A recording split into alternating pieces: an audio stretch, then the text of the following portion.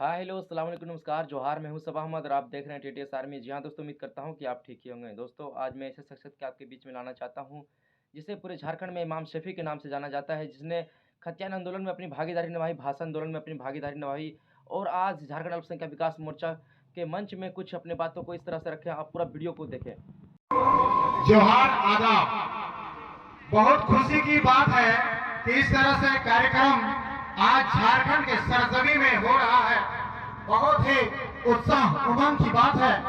पिछले 2.5 साल लगभग 3 साल से हम लोग भाषा आंदोलन, खतियान आंदोलन को बोकारो के नया मोड़ बिरसा मुंडा चौक से शुरुआत करते हैं और भाषा के विरुद्ध में खतियान के आंदोलन को हम लोग, क्योंकि भाषा में विविधता पाई जाती है पूरे झारखंड में। करीब झारखंड में 9 क्षेत्रीय भाषा है, खोरठा, कुरवाली, तमाम प्रकार के भाषा, और तो इसमें विविधता पाई जाती है।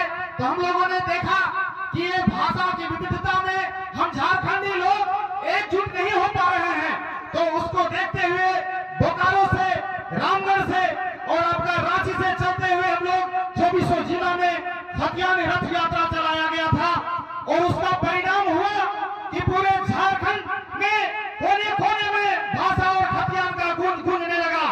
इसी बीच में आपने देखा होगा कि कितने भी चेहरा सामने उभर कर आए और वो अपने आवाज को बुलंद किया और हक हकूक के लिए आगे आए।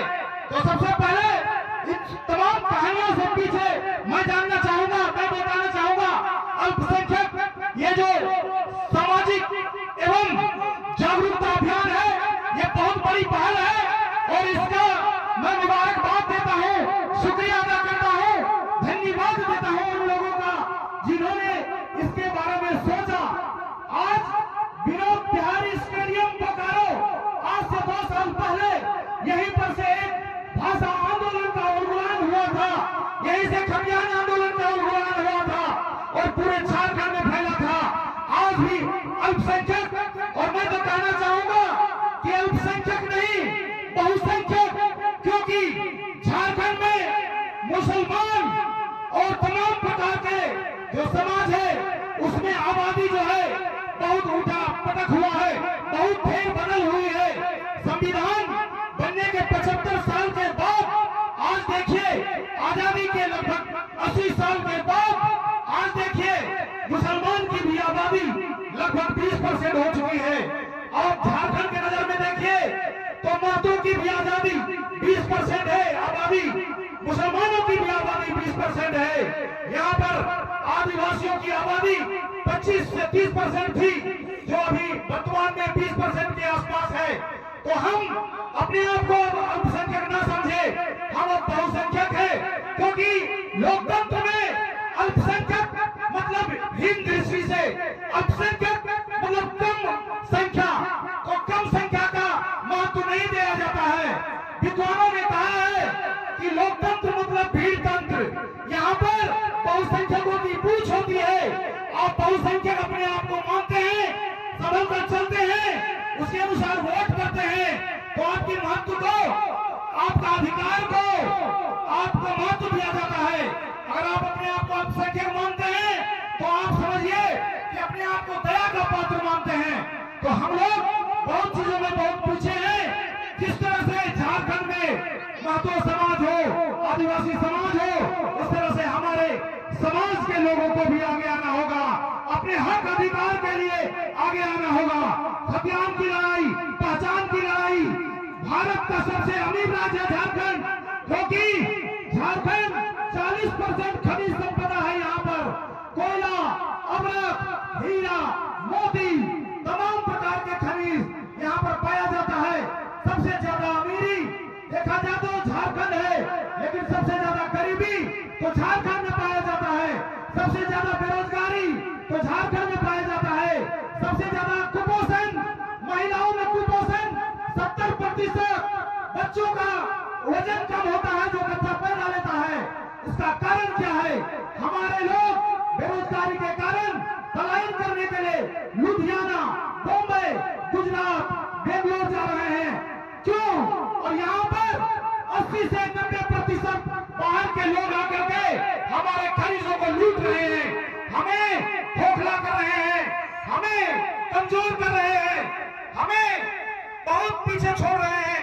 देखिए शिक्षा की बात है जहां तक, और सामाजिक बुराई, दहेज प्रथा की जहां तक बात है, तो मैं इस सब विषय में कहना चाहूंगा कि वाकई में यदि हम लोग चाहते हैं कि अपना उत्थान करें, आगे बढ़े, कुछ लेकर के आज आप लोग जो आए हैं, आप नवाडी के क्रांतिकारी महिलाएं, बहनें, बुजुर्ग भाइयों, साथियों, क्रांतिकारी साथियों, इसमें काफी लोगों के योगदान से ये सभा महफिल सजाया है।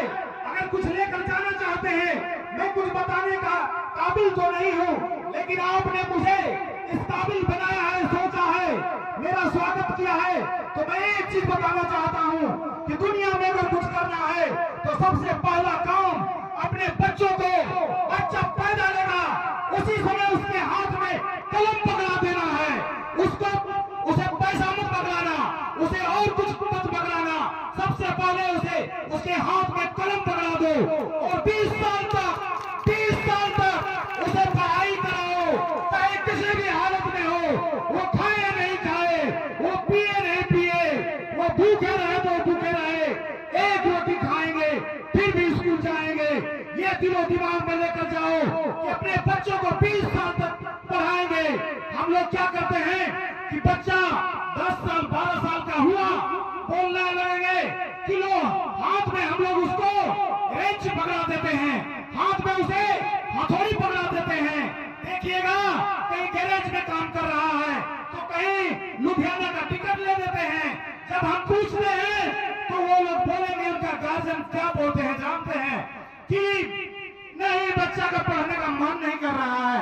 ऐसा नहीं है, आपका पूरी इच्छा शक्ति, आपके अंदर की जज्बा, आपके मन में, क्योंकि बच्चा पैदा लेता है तो सबसे पहले माँ बोलता है, तो माँ बोलने का मतलब है कि माँ आपने सिखाया है, तो आप बच्चा पैदा लेगा, कलम पकड़ा दो, उसके एक हाथ में कलम, कम से कम 20 साल तक, कम से कम ग्रेजुएशन करा दो, उसके बाद देखना वो दहेज प्रथा भी स्वयं खत्म हो जाएगा। क्योंकि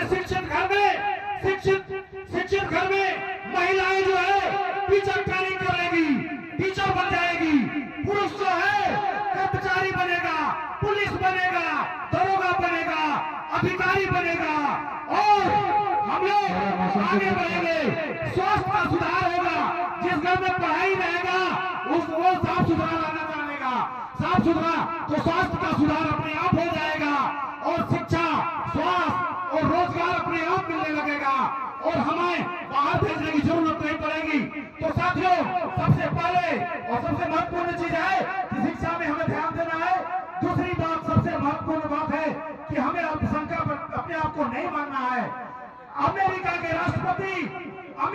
राष्ट्रपति ने कहा था, बिल क्लिंटन, उन्होंने कहा था कि मुझे मनोबल पकड़ा दो, वो राष्ट्रपति बनते हैं, और राष्ट्रपति बनते बनते अब्राहम लिंकन की बात है, वो एक बैल चलाते थे बचपन में, बकरियां चलाते थे, लेकिन जब बड़े हुए तो उन्होंने करीब 18 चुनाव हारा था, और हारते हारते लास्ट में एक चुनाव जीता, राष्ट्रपति का चुनाव जीता था। तो साथियों, समय नहीं है, लेकिन मैं बताना चाहूंगा कि हमें राजनीतिक अधिकार पर भी बात करना है। वोट किसी भी राजनीतिक पार्टी को देना है, लेकिन उसे हम अधिकार मांगेंगे, क्योंकि भारत झारखंड में 14 लोकसभा सीट है, 14 में हमारा एक भी मुसलमान सांसद क्यों नहीं है, हमारा मात्र 3 विधायक है, 81 विधायक में क्यों किसी के पीछे हम लोग पढ़ते लिखते नहीं है, कोई भी समझते नहीं है, अपने अधिकार जानते नहीं है। कोई भी पार्टी का हमें झंडा पकड़ा देता है, 500 रुपया दे देता है, तो इस सब चीजों को त्यागना है, और शिक्षा, चिकित्सा, रोजगार पर हमें गंभीर चिंतन करने की जरूरत है। और ये कार्यक्रम यहीं पर नहीं रुकना चाहिए, ये कार्यक्रम डुमरी प्रखंड में भी होना चाहिए, कसमार प्रखंड में भी होना चाहिए, बेलमो में भी होना चाहिए, और इसको इंशाअल्लाह पूरा झारखंड में फैलाना है। शुक्रिया।